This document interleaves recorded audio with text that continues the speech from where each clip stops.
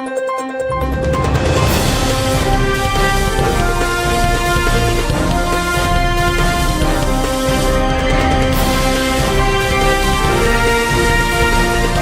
नगरी 24 तास न्यूज, रोखठोक बातम्या आणि बरंच काही.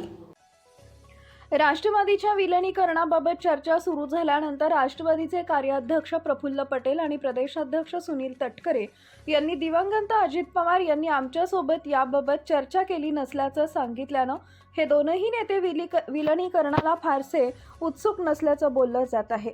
मात्र असं असताना बारामतीत वेगळ्या राजकीय घडामोडी घडताना पाहायला मिळत आहेत.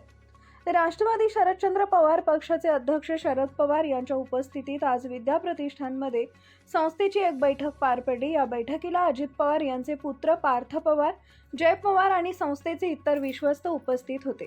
मात्र यावेळी शरद पवार यांची पार्थ आणि जय पवारांसह एक स्वतंत्र बैठक झाल्याची माहिती आहे.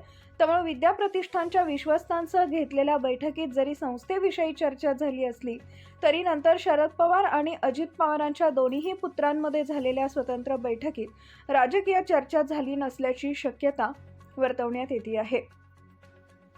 सुनेत्रा पवार उपमुख्यमंत्री पदाची शपथ घेणार असल्याचं स्पष्ट झाल्यानंतर शरद पवारांनी बारामती इथं पत्रकार परिषद घेत आपल्याला या शपथविधीबद्दल माहिती नसल्याचं सांगत खळबळ उडवून दिली होती.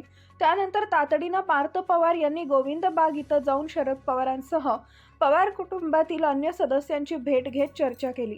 या भेटीनंतर पवार कुटुंबातील दोन्ही गटांमध्ये पुन्हा एकदा संवाद प्रस्थापित झाल्याचं समजतंय. कारण अजित पवारांचे विश्वासू साथीदार राहिलेल्या किरण गुजर यांनी मोठा खुलासा केला होता. दोन्ही राष्ट्रवादींचं विलिनीकरण ही अजित पवारांची इच्छा होती आणि ती इच्छा पूर्ण करण्याचं काम आता पार्थ पवार यांच्याकडून होणार आहे.